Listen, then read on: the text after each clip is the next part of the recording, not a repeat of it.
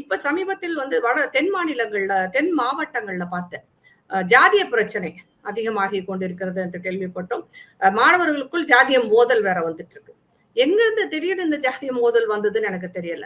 இதனால் கூட வந்து படிப்பு வந்து பாதிக்கப்படுவதற்கு ஏகப்பட்ட வாய்ப்புகள் இருக்கு. அந்த மாணவர்கள் இந்த மாதிரியான பிரச்சனைகள் வரும்போது வரமாட்டாங்க. இன்னொன்னு இந்த மாணவர்களுக்கான ஹாஸ்டல்.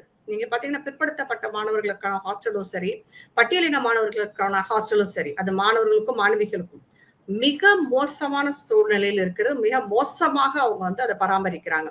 இப்ப அதுக்காக பணம் ஒதுக்கி இருக்கிறதா சொல்றாங்க. மேம்படுத்த போறோம். அந்த மாரியான அரசு தங்கும் விடுதிகளைன்றாங்க.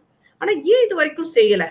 ஒரு அதாவது 500 மாணவர்களுக்கு 2 டாய்லெட்லாம் இருக்கு ஒரு இடத்துல. ஒரு அரசு தங்கும் விடுதியில. அப்ப பட்டியலின மாணவர்களும் சரி, பிற்படுத்தப்பட்ட மாணவர்களும் படிக்கணும்னு நீங்க சொல்றீங்க. படிச்சு வெளியில வரணும்னு. ஆனா அவங்களுக்கு வசதி என்ன செய்து கொடுத்திருக்கிறார்கள் என்பது பெரிய கேள்விக்குறியாக இருக்குது.